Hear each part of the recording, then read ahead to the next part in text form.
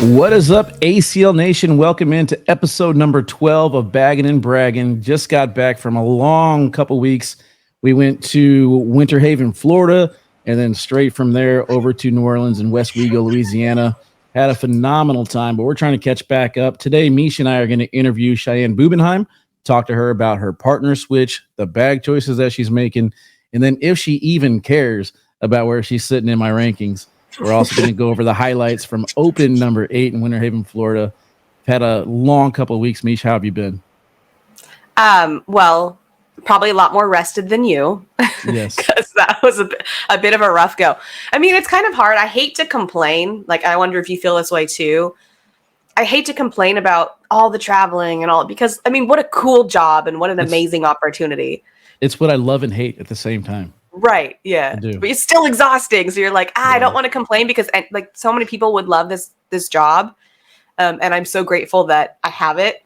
But like, man, when you get off of a weekend, especially like a national or something, you're like, whoa, that was for a me, lot. it's the mental part. Like I get there and I'm like, all right, I've never been in New Orleans before. Like I'm going to hit up the town and just party and kick it and enjoy. We got a lot of seafood coming our way. And yeah, man, Josh Kett can eat seafood every single day for every single meal. I'm telling you.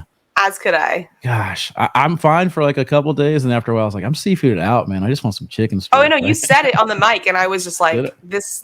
He's just rubbing it in our face. It's not even fair. There's so much. I felt full every single day, but for me, it's the mental part. Like, I get there, and instead of just relaxing and enjoying it, I think about everything I gotta do. I think about what if a wire doesn't work? What if a camera doesn't work? Do I have this piece of equipment? Will this work? What's the internet situation going to be like? So I never get the sleep that I need. Now, with that being said, I was so exhausted Saturday night. When I got back to the hotel, crashed right out. Woke up Sunday, actually slept 7 hours, which is huge for me. Yeah. Felt really nice. And then last night, same thing. Laid in bed, boom, just out. So 8 hours last night. I'm like, okay. Good. There we go. 7 hours, 8 hours. Start stringing these little sleep schedules back together, and we'll see if I can become a better person like I'm talking about. So we're getting ready to do the protein kick, go back on my protein diet and keep my calories low and work out every single day and, start focusing on discipline going forward. So I'm excited. I got 3 weeks off now. Well, off-ish. Yeah. Well, but I'm traveling, right? So that's a big deal. No. Yeah, to kind of, I need those breaks between traveling to kind of just settle in and get back to like normal life and actually look forward to the next travel, right? When they come back to back, you can feel a little bit like, ooh, God, another one. Yeah, so I'm catching up. But man, I gotta say, it was fun. There was a lot of new names that are starting to pop up on the radar. Yeah. Whenever we went to Louisiana, that's where we talked about Brian Betancourt on the live feed. Shout out to everybody who helped me out commentating this weekend, by the way.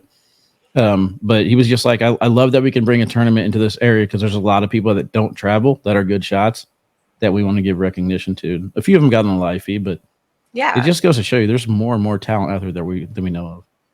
I always feel bad when I'm like, who's that? Like how offensive, because in that area they're super well known, right? Yeah, I don't care. Like, who is this person? Yeah, I don't care. I was like, why are they beating this really good person? Like, you're just so perplexed, and in their area it's probably like, yeah, that person definitely could beat that pro. Yeah, no, I don't care. I'm like, I have no idea who you are, but now that I know that I don't know who you are, that's a good sign. Now you're starting to get on my radar. I mean, names that stood out this weekend: Devin Keane, Brady Foster, and Damon Reynolds. I mean, Caleb Rogers was another one that I Caleb Rogers, yeah. Well, I've known him before. Caleb Rogers is really good. Okay. Yeah. There's a lot of players who are just under the radar. It was great to see my boy Craig Irvin again. I got to see him come out there, and every time. And Ethan Walker showed up. He did good. There you Ethan go. Walker, You've been talking about it. Yeah, and Carson again. I mean, Carson just continues to prove himself worthy. But Carson is showing himself to be consistent, which is not something we knew yet. We knew he was good. We knew he was rising, but we didn't know he was consistent. And he's now showing that he's consistent. Yeah, not to put Noah Wooten on blast, but during the K9 sneak peek, we did a little portion there for subscribers only. Noah Wooten was not looking good. He was looking like he had some brown bottle flu. You know what I mean? Like he probably went to sleep a half hour before the tournament started. Just looked really, really rough. Might have threw like a 6 PPR. It is New Orleans, right? Yeah, and then battled all the way back to double dip Carson. I was like, this guy, man. No, that's a trooper. Different level. Yeah, that is a trooper. Yeah. So all right. Well, we're gonna take a quick break, definitely, and get back with our bragging segment of the show. So stay tuned right after this.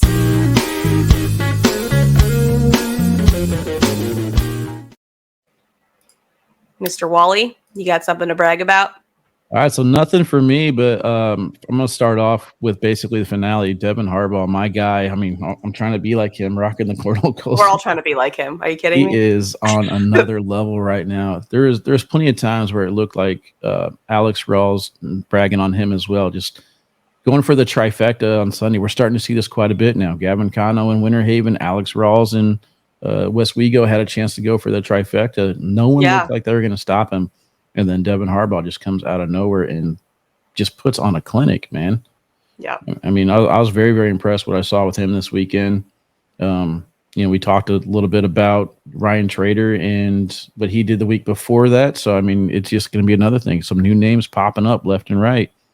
I'm looking forward to seeing the rest of this season play itself out. And then the World Championships, I just feel like are going to be on a whole nother level. Oh, yeah. No, I mean, that's going to be incredible, especially with the 8 prelims of the Super Holes leading up to it, like adding that. That's going to be so exciting, especially if, some of these players in the Super Hole, for example, are actually able, the celebrities, I should say, are actually able to come to Worlds. Like if all of them could come, because, it's hard with, for example, the MLB players, like they're in season, so we don't know. But like if we can get all those priorities. They got to know. They got to. Don't you know what this is about? Come on now, just throw that other stuff aside. But yeah, having all of them there, and then having the talent be where it's at, and then, I mean, I wonder how many spots are we going to have at the Pro Qualifier? Are we going to get rid of the applications and for more? Like, I'm just so curious to see how it all plays out. To my understanding, there's only 10 spots for application this year, so everything matters. Like if you haven't traveled yet. I actually wanted to say this to Craig this last weekend because Craig, I believe, finished 3rd in his bracket, if I'm not mistaken. And last year he was offered a pro spot because of his open standings. And I'm like, Craig, you got to start traveling, man. Same thing with Tyler Amos. You guys better pay attention. Get out there, start traveling. But anybody out there in the pro division, we're starting to get players who are sneaking up out of nowhere, throwing over 10.5, 11 PPRs that I've never heard of before. So it's not going to be as easy as some of these people think as far as earning that pro spot this year. Yeah, and that kind of goes back to this confidence thing, right? Like it's the kind of like chicken before the egg thing, because confidence comes from big wins, but you have to be confident to get the big wins, right? So it's like how these players that are playing against these big names that shouldn't be as confident theoretically because they're walking up to the boards against someone who has proven history of success. And having enough confidence to be like, I think I can beat them. I think I can do this. I mean, it just shows a testament to what they're doing, and it's very impressive to watch. Yeah. So the last thing I really got to brag about too is it's gonna be kind of weird how I go about wording this because I'm basically gonna bash the people who bash me on Facebook. Oh, I like it. Okay. So basically, I'm gonna brag on the people who have my back, or at least have a solution. To what people are bitching about on Facebook. So, for example. If the boards are long, that's not on me. That's on you guys to measure it. So the people who are saying, hey, bring your own tape measure, or maybe ask for a measurement before you play rather than throw 20 or 30 rounds on something that just doesn't feel right. You could ask for a measurement at any time. So, yeah. I love a lot of this, like the pushing of the blame, right? Like it, by the way, this is not to criticize because this is a natural human response. Like we have a really hard time accepting when something doesn't feel right in our brain, right? We're like, I'm mad this happened. Well, that emotional experience can be overwhelming. And instead of sitting with the emotional experience, we push it off through blame. Like, well, they should have checked the boards, or they should, like, that's a very normal human thing to do. So if we could all just bring some awareness to it and be like, hey, that didn't feel good. So going forward, I'll do a better job of speaking up for myself. And even after it happens, instead of pushing blame, if you could turn it inward and be like, you know what, this is a good lesson for me to remember to speak up for myself. Like, what a beautiful lesson in life. Yeah, I'm just saying. Yeah, so like if it's up to me, I'm like, I have no idea when the boards get pushed back. So I'm going to call timeout in between each bag now and go out there and measure in between each bag. That way I want to make sure it's perfect for every throw. Yeah, that will look real good. Yeah. But no, in all seriousness, this is a common theme that I'm seeing. And that's why I say it's not to criticize or to blame anyone, because it's so normal. It's hard to speak up for yourself, and it's hard to stop the game. And because if you're wrong, you're afraid of looking stupid. Like, oh, I stopped the whole game and the boards were 27 feet. Like, now I'm an idiot. Like, you have to kind of push all that stuff away and just say, this intuitively feels like something I need to do, whether it's the right distance or not, whether the score is right or not, whether that was the right call or not. Like, speak up for yourself. You'll never be mad that you spoke up for yourself, even if you're wrong. Be like, well, I advocated for myself, so this is a good thing. So bragging on advocating for yourself, we should do it a lot more. Good spin on that. Good spin on my negativity. Well, I try. No, it works. It works. I'm buying it. All right, what are you bragging on? Got anything? I do, but it's not cornhole related. Let's go. Okay. I was just bragging on like some of the great friendships that I've been able to bring here, because I have really felt like strong desire to move. I'm not a big fan of the city I live in. Those of you who don't know, my house burnt and we were forced to move a city over, and I didn't choose this city. Like, it was just the only one that had housing available. Yeah. And so I've been really kind of negative about living here. Like, man, I hate Orville. It's not the mountains. I was living in the mountains, and I lost my community. I lost being close to a lot of my friends because they lived on the same street. And so it's just been recently that I found a couple girlfriends that have really just been the perfect friends for me to have, and really fulfilling. And it's really allowed me to kind of settle into like, okay, I might not love this city, but I'm really loving the people. And I love my cornhole community, and I love Rome's school, and I love his jiu-jitsu studio. And so I'm just trying to focus on the things I do like as opposed to the things I don't. And these friendships are really carrying me through on that. Yeah, I can kind of touch base on that too, because I'm in the same boat. I've talked about in live feeds, about maybe moving down to Texas, or, finding different places, mainly focused around travel, so I can get nonstop flights directly to where I'm going. Yeah, that's a big deal. And I always kind of latch on to the cornhole family as far as like, if I move out there, who's going to be here around this area? So one main reason I moved to Kansas City, I had a lot of support here. We did our St. Louis versus Kansas City battle 2 years in a row, and it was a lot of fun, met a lot of great people, and I moved out here, and I never really socialized as much as I did. I went to blind draws and stuff like that, but I'm bragging on my boy Billy England. Had me over yesterday for breakfast for dinner, and just got to hang out with him. For breakfast and for dinner, meaning you were there all day? It was dinner for breakfast. I got breakfast it. for dinner. We went over there for dinner time and you ate breakfast. Yeah. So it was kind of fun. Got to hang out with them and just kind of chat, but kind of going back to, I think it was what we talked about last week, just getting outside and seeing the sunlight for a little bit and going to hang out with some people, and then flying back in from New Orleans. So I flew out of the absolute dump that was MCI, Kansas City's airport, and they opened up the new airport, and I flew in to the new MCI, which is phenomenal. There's so much space. they just remodeled it or something, or they built a new one. They built an entirely new one. Yeah, and they opened it while I was gone. How weird. Yeah, it was very weird. So basically, old Kansas City Airport, I would walk in, go through TSA, and it's basically 2 rows of chairs around a big circle. That's it. That's our terminal. Oh my God, it's tiny. There's restaurants that are shut down. There's shops that are shut down. Like it looks like a abandoned mall in a way, with chairs and terminals in there. So it was garbage. There was nothing. There was nowhere to charge your phones. Nothing. So you sit there, and there's probably 50 chairs for maybe 180 people on a plane. So there's a lot of people just standing elbow to elbow. It was terrible. And I did this for probably 8 months now. So flying back into Kansas City Airport, everything's bright. There's, LED lights everywhere. There's sculptures. There's walkways. There's terminals. There's restaurants galore. So is it way bigger? Like way bigger? It's way bigger. It's way better. Nice. Hats off to Kansas City. So yeah. Yay! Yeah. Because I'm flying there next month, so good to know.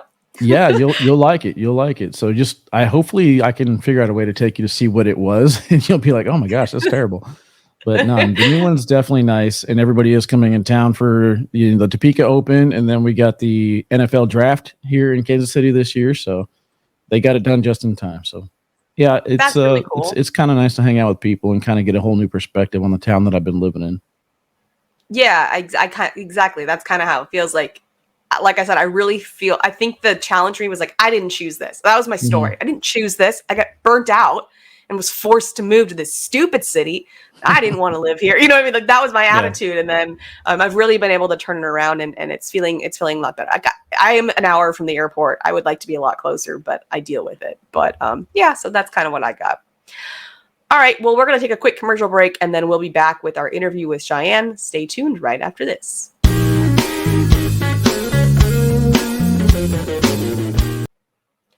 All right, we are here with our interview with Cheyenne Bubenheim, previously known as Cheyenne Renner, although the names get exchanged all the time and probably will be for the foreseeable future. It's a struggle, Cheyenne. We struggle. We try, but it's hard. It's hard. It's hard to get the name. We're so used to Cheyenne Renner.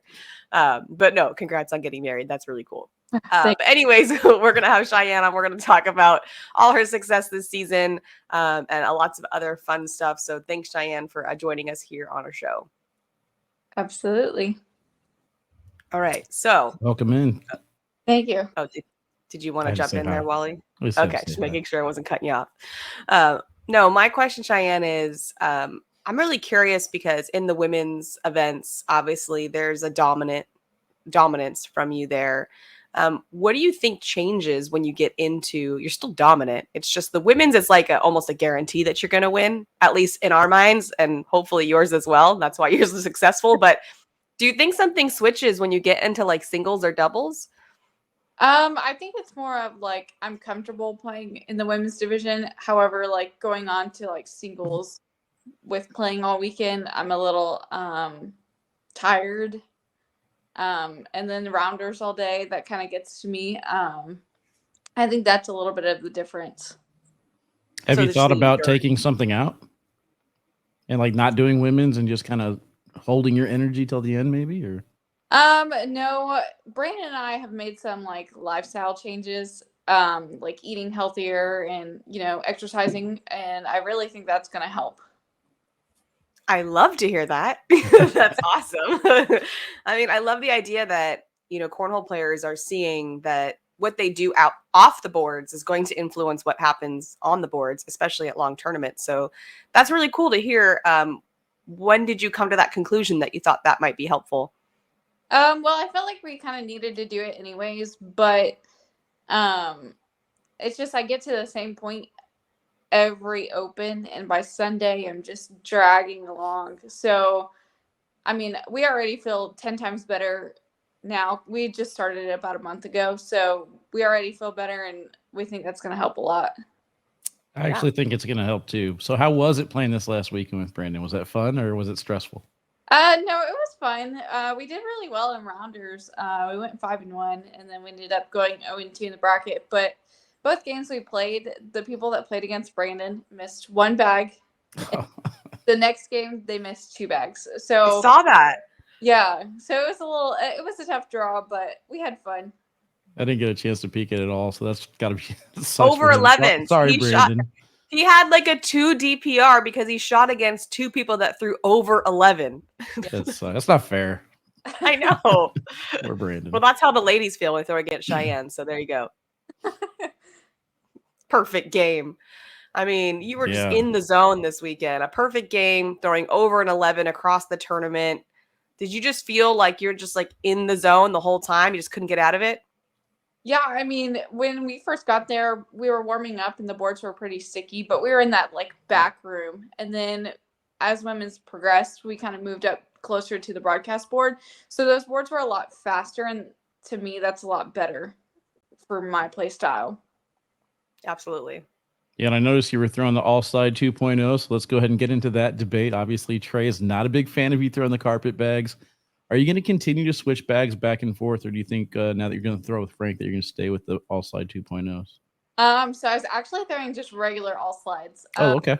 Yeah, so the reason I was throwing the carpet bags was kind of to experiment and trying to build a little bit more strength in my arm because I wanted to throw harder for longer periods of time, thinking that would, help me in these longer tournaments. But I don't know. I just like the faster bags. I think Frank and I will obviously play with game changers or all slides maybe, but probably game changers. I was saying during the broadcast that I was like, they're going to throw all slide 2.0s, but they have to get that like black and white print so that way Frank thinks they're game changers. Yeah, in his mind, there's no difference. How do you feel about throwing a game changer? So even before I was sponsored by All Cornhole, I was throwing game changers, so I'm pretty comfortable with them. Okay, and then can you talk about that partner switch? Yeah, so we had tried it back in Myrtle Beach at the first shootout. I don't know if you guys knew, but I played with Frank. But that's always a tough judgment because it's just, 10 rounds, single. Mm-hmm. So we couldn't really tell where it's going to go. And then All Cornhole, Chad from All Cornhole, decided to just go ahead and make the call and switch it up. I'm very excited. I did enjoy playing with James, but I'm really excited to see how Frank and I can do. He's literally the nicest guy in Cornhole. I mean, I can't imagine a better person on the other side of the boards to play with, to feel comfortable and confident, not to mention he's incredibly talented. So you get both, I think. Yeah, he's almost too nice. He's too nice. Yeah. Like there's times where I'm at the broadcast court and I'm like Frank would always come up and say hi to me before the match, no matter what. He goes out of his way to make sure he says hi to me. But then like there's times where I come back from commercial and he's actually waiting on me before he starts the match. I'm like, no, I'm waiting on you. He's like, oh, I want to make sure. And so I was like, yeah, just get to the board and throw, Frank.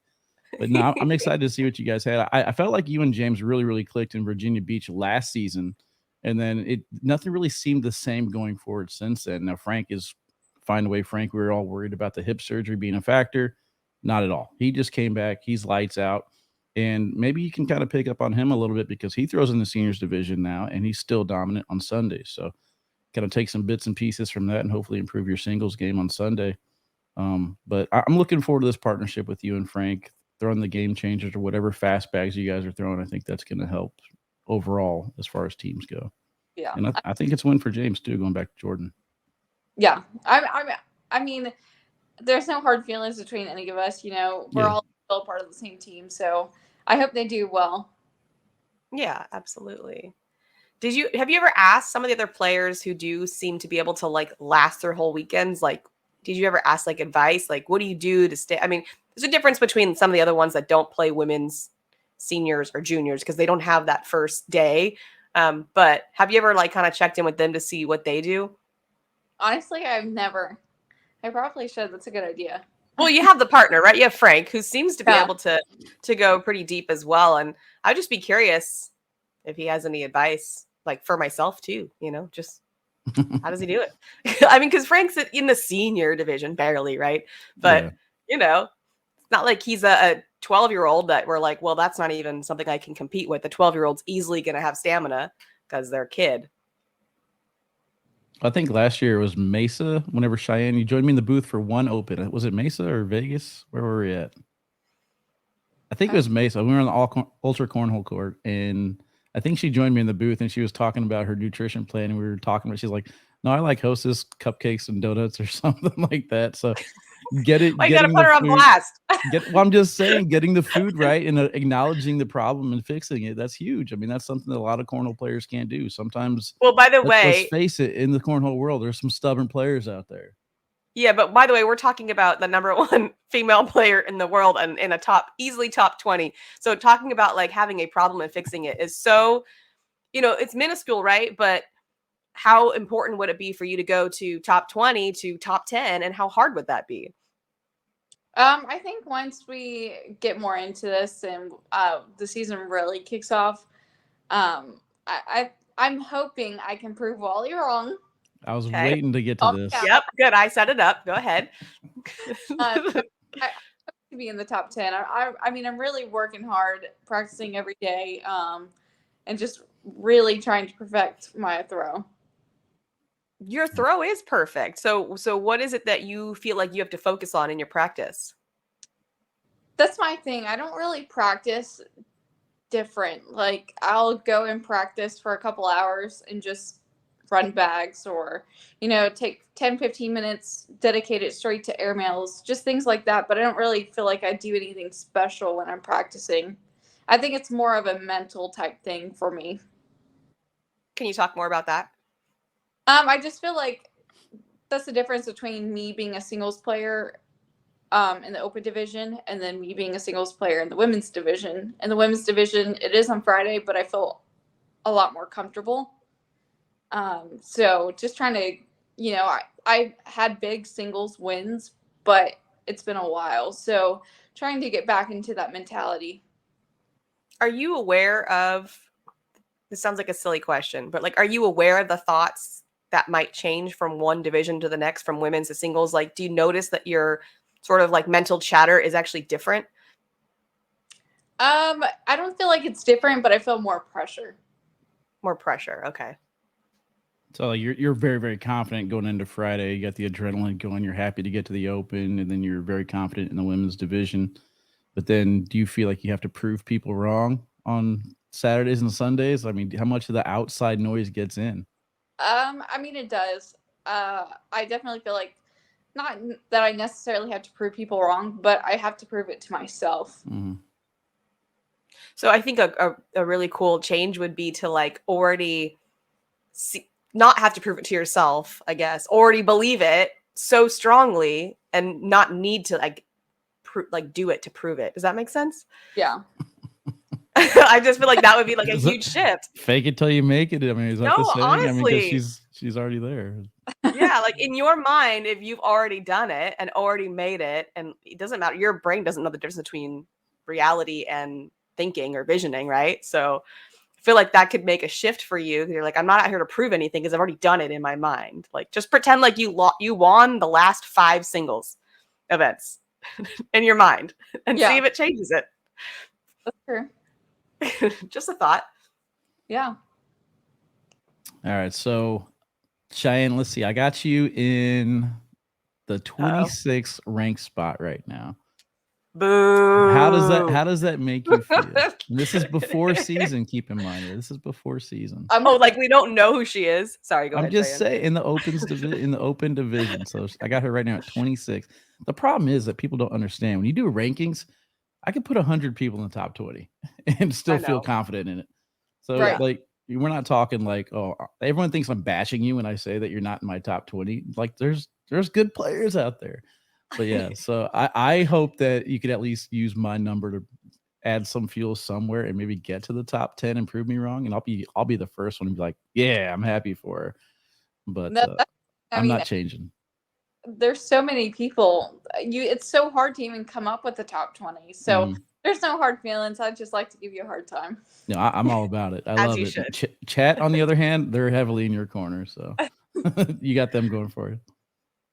Cheyenne, how do you feel about when you play someone who runs bags like a Matt Guy versus someone who's going to be like a stickier player like a Tony Smith? Like, do you feel like you change anything about what you do or your mindset about it?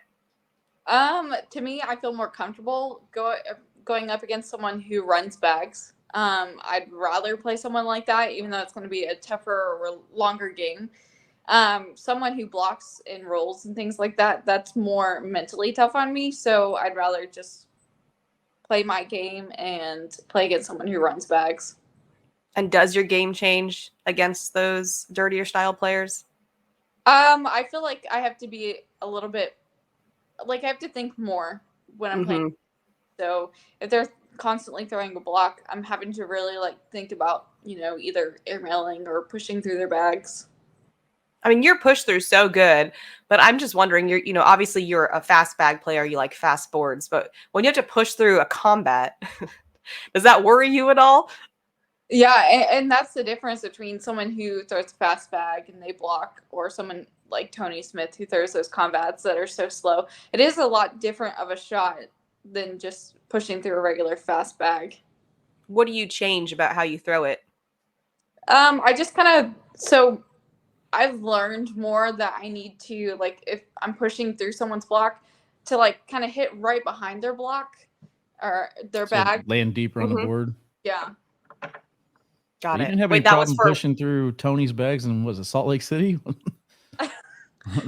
What was that one? 38 out of 40 or something like that? Or just dominating, the only bag you missed was a purposeful block? I mean, yeah. He left that match. He's just so confused. Yeah, her push through game is one of the best. I think what's going to help you elevate your game, Cheyenne, is going to be throwing that purposeful block. So I don't know if that's going to be one of these bags because your push through game is so strong. I think it's the best in all of the ACL. Agreed. So I think that if you throw that blocker a little bit more on purpose and then somebody misses, your push through with a bumper on the side, I don't think you're going to miss.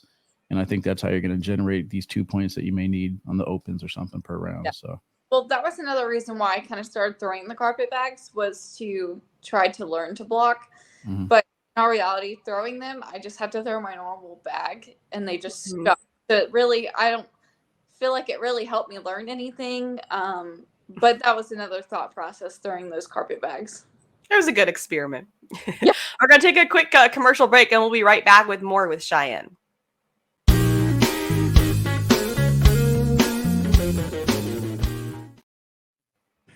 All right, so we're back. And I just wanted to point out that with Wally's advice, if you take it and it doesn't work, you can just blame Wally. Yep. Sounds good. But if it works, then you got to give him credit. All right. Yeah. I'll take it anyway. She doesn't have to give me credit. I'll take it anyway. I'll just announce to everybody. Well, she was out of my top 20 until she started blocking, and now she's number 6. Let's go. Thank God for Wally. Yeah. Saved Cheyenne's entire career. We were all worried about it. No. So heading into the Nationals, Cheyenne, they're kind of changing the structure and formats, and then we got teams obviously playing a bigger part. What are you looking for as far as your team goes, and how are you planning for these Nationals? They're going to be a little bit longer. Yeah, I think our team's going to do well. I think really going into the first National, we're going to put people together and hope that they gel well and see how it works and move on from there. I do know that the National is going to be a little bit longer with a different schedule. So I'm curious to see how that goes. Like instead of women's being the first day, switching it to the last day and seeing. That would actually be a really good test to kind of test your theory of you being able to be so successful in women's because it's at the beginning and you have more stamina. And now putting it at the end, seeing how that performance may or may not change. That's kind of interesting to look at. Yeah. So in those women's events, one of the things that people talk about is all the women just seem to run bags. You don't see a lot of dirty style play. You have kind of Bella that does it. I'm not sure about Lexi and Emily's game. We haven't really got to see them yet. But do you feel like that's a totally different style of play? Like when you play in women's, you're just running bags. You're not going to have to come up against too much mess on the board. Do you think that theory is correct as to why a lot of women are more successful there? I think I definitely have noticed that more of the women just run bags. I don't know that it's necessarily that's why they're more successful there. But it is a trend, yeah. And why do you think that trend exists with the women? Why do you think they're playing that kind of game more? I feel like more of the women, and this isn't to sound like I'm cutting anyone down, but it's more like simplistic. Mm-hmm. To me, it makes sense to just try to slide them all in because that's what's easiest. Yeah, it's a different kind of game. Mm-hmm. Yeah, I think in the women's division, like you said, everyone pretty much comes into that bracket thinking, all right, I got to get to Cheyenne, and then what do I do from there? So, like, actually practicing and implementing that what you practice into a game for the women's division is going to be really, really hard, especially for the ladies who, for the most part, like to throw faster bags. I mean, there's a lot of BG throwing women. I would say probably 7 out of the top 10 ladies are throwing BG bags. So, I mean, for them to actually change their strategy to start blocking you and put that carpet in place and then maybe push through it, it's going to be basically difficult to beat you at your own game. So they're going to have to try and come up with something different where they don't just run bags and, maybe work on their airmails. I mean, one thing with Bella, I've seen her airmail just lights out right now. So she can get that low blocker on Cheyenne and hopefully Cheyenne's off. That might be a strategy. I don't know, but I don't see any way that Cheyenne's going to let up in this division because her airmail is so dominant. So you mentioned that you practice either running bags or shooting the airmail, kind of being like Matt Guy in a way, 2-dimensional, but it's a dominant A- game. The push through, the push through would be the but 3. This is what I'm saying. If they decide to clog the board low, I mean, they're basically already sacrificing a bag to try and counter Cheyenne's push through and airmail game. Mm-hmm. But, you mentioned, Cheyenne, that you only basically run bags and airmail. Are you preparing for the next step of what somebody might do to beat you, or you kind of have all your focus going towards the open division play now? I think it's more going for the open division. Yeah, that's the big one. I mean, you got there in Asheville. I think you'll get there again. It's just a matter of when, and everything has to kind of click for you. Mm-hmm. Yeah. A big part of this game is confidence, though. And you mentioned the word comfortable. I'm more comfortable in the women's division. I think that also plays into confidence. But I've noticed that in general, if we look at men and women, like men tend to be more confident at things right off the bat. Like, have you noticed, like, if you take new players, like the guys, like, I'll probably be like pretty good. And the females, like, I'm not even going to try. I'll be awful. Like, have you noticed this divide in just confidence in general? Yeah. I mean, if you talk to certain people, like, I'll never go up to anyone and be like, oh, I'm the best at this game. I'm the best in this division. Like, I'll never, ever say that. But you have some people who will just tell you that they are the best.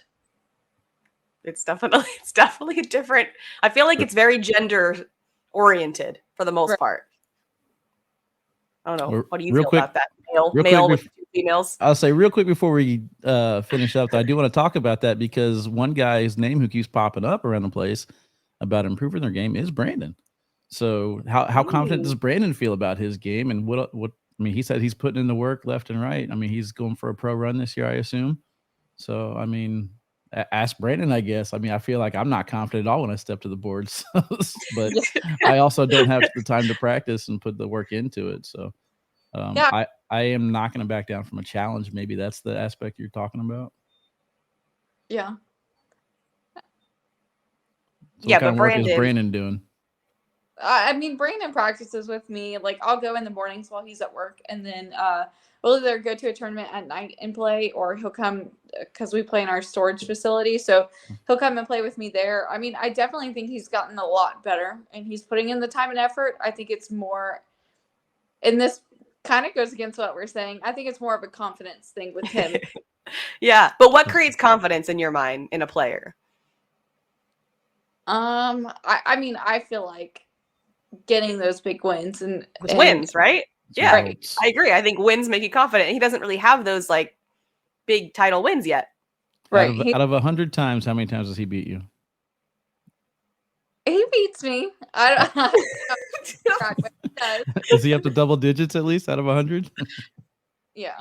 Okay, there you go. Okay, good. There you go, Brandon. Just channel that, Brandon. Channel that. That's funny.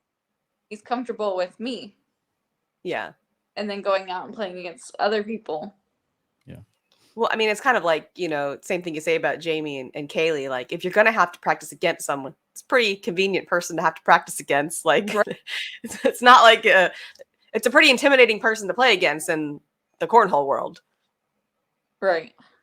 So I think it would help. But yeah, I think the confidence is going to come from wins. Like, on the average, like a blind draw or league night or something like that, is he getting wins there? Yeah, he does.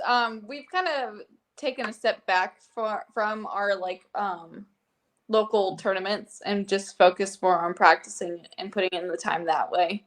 Got it. Okay. Well, he's doing good. He needs to keep it up and keep doing what you're doing, Cheyenne. Don't listen to me. Don't listen to the chat. I know there's a bunch of keyboard warriors out there right now. She's going to start blocking all the time. It's going to tank her game. She's going to come after you. Don't listen to any of us. You're doing great. No, seriously. But I mean, doesn't it kind of help to kind of have people say those things? Is it more empowering to be like, I will show you, or does it get in your head at all? I think it's a little bit of both. Sometimes it, like, after this weekend when I was out, it kind of got in my head a little bit, like, maybe they are right. But then again, it empowers me at the same time. Like, I want to prove them wrong. Yeah. I would just push out that maybe they're right because it's you're just the best. a matter of one bag sometimes. Like, one bag might not go your way. And I mean, I think you lost to Devin Keene this weekend? Mm-hmm. And Devin Keene's somebody I'd never heard of until Winter Haven. And then all of a sudden I'm like, okay, well, Devin Keene had a great run in Winter Haven. Let me take a look at Devin Keene. And he did it again. He's just lights out. But that's what I'm saying in the open division whenever I say Cheyenne's not in my top 20 is there are, I would probably say in the tournament, 120 some, or actually there's 80 players in tier 1 bracket. And I would say 60 of those players had over 10 PPR games. I mean, you never know who's just going to find that one game. So it's just a matter of catching somebody at the right time. Absolutely. Well, we're rooting for you, Cheyenne. Thanks so much for joining us, and we'll see you at the next event. Yep. Thank you, guys. Thank you. Thank you.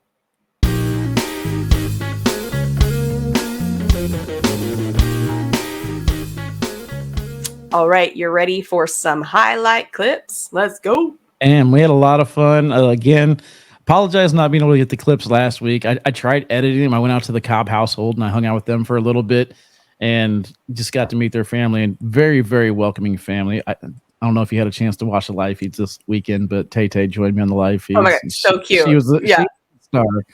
But my favorite part, Wally, was when she's like, "He's doing good," and you're like, "He's down, like whatever," and she's like, "Yeah, but he's doing good." It's like, oh my God.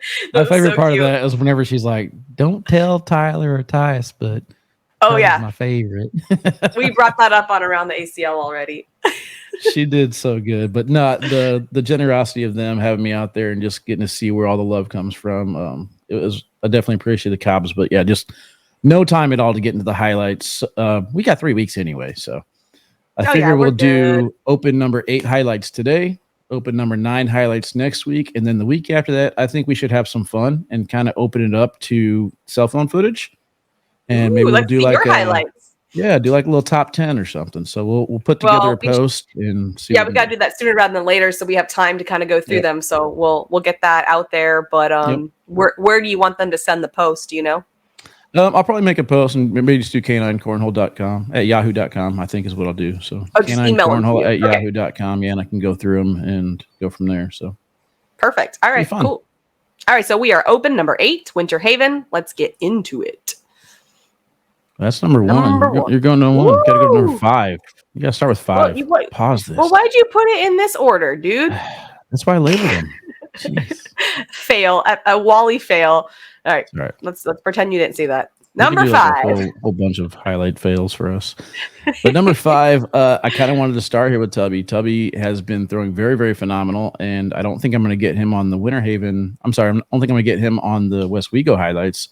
But I just want to show you that Tubby is really at the top of his game right now. I talked to Tyler about it, and they said that Tubby is probably top 5 in the world right now. No joke. Going back this last weekend, he was the only person to beat Devin Hardball. Mm-hmm. And he did it by basically keeping his composure. And this airmail right here just shows you how locked in he is. Doesn't matter what bags he's throwing, carpet, slick, whatever, over the top. Nice drag, leaves Gavin there. Just nothing you could do against Gavin and Mark Richards this weekend. Although this was the blind draw, Trey Birchfield throwing very, very well. Oh, yeah. This was the blind draw. Okay. Oh, so pretty. Yeah. So nice pretty. Backside collect. All right. Number 4 is to the right there on the right side there, Meesh. Okay, I got it. Thank you. Jeez. All right. We got Matt Guy. Yeah, so Matt Guy and Jamie Graham. I didn't really get as many clips of Jamie Graham as I wanted to on this. As a matter of fact, I only got one. It really wasn't even a make. But one thing I want to talk about with Matt Guy and Jamie Graham, which impressed me over this last weekend, is Matt Guy's airmail is still there, as you'll see in these highlight clips. But they almost switched roles. I don't know if you were watching whenever they were playing, but Jamie's going for these backside airmails. Matt Guy is going for blocks and pushes and manufacturing points. Interesting. So it's like they switch bodies for a day. But as we go into the national season, bless you, I think it's going to be interesting if Matt Guy starts generating points by setting up a blocker, going for these airmails when needed, and then Jamie Graham on the other side starts taking a few more risks. I'm going to probably suggest that they might be a team to place some money on as we come up to this first national. If they we did have Jamie tell us that is something he'd been asking Matt Guy to work on. So that very well could be. We shall see. Okay. All right. Number 3. Number 3 is becoming one of my favorite players to watch. Hunter Thorne is my golf buddy, for one. We went golfing. Oh, a little golf buddy, huh? Yeah, we had a little fun out there on the golf course. We actually played pretty decent. Unfortunately, we ran into the phenom at everything known as Tony Smith, who, of course, is just really, really good at golf. And then Josh Kipe was there. How often do you think Tony Smith plays golf to be at his level of golf? Quite a bit. I'd probably say 3 or 4 times a week at least. He's playing that much? If I had to guess, I would. We were talking about golf clubs, and I was like, how much should I spend on golf clubs? And he told me, I was like, oof, okay. But he told me not to spend what he spent. And I was like, yeah, I'm nowhere close to wanting to put that type of investment into it. But you got to be really committed. Yeah.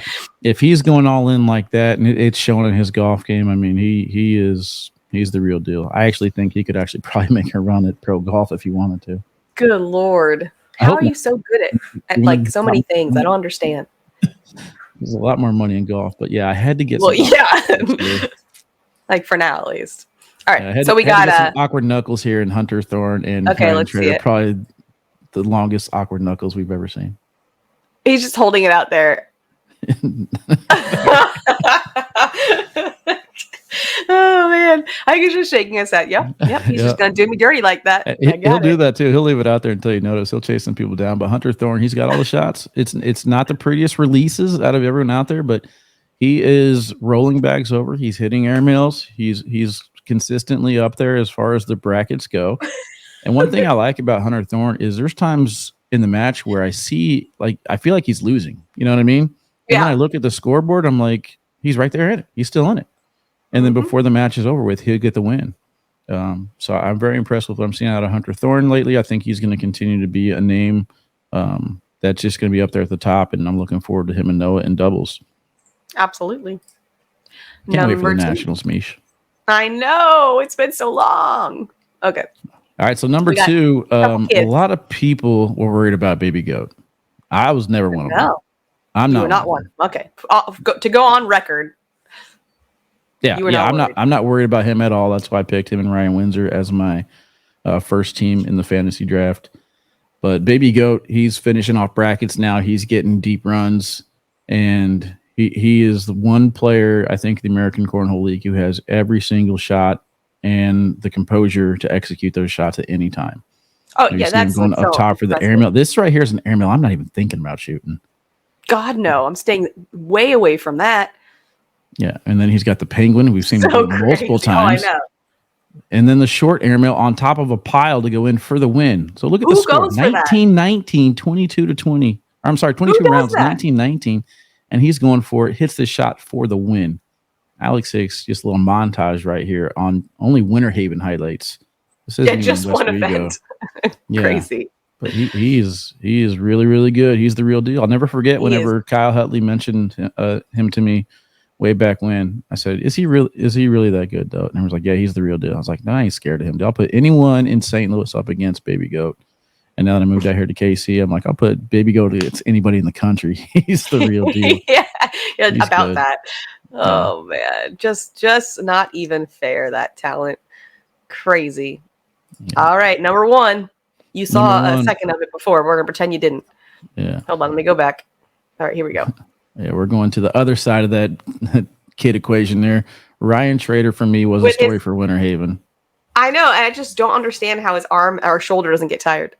It's such a exaggerated release. Like I hurt watching it. His whole body, even watches. Yeah, you're right. Foot.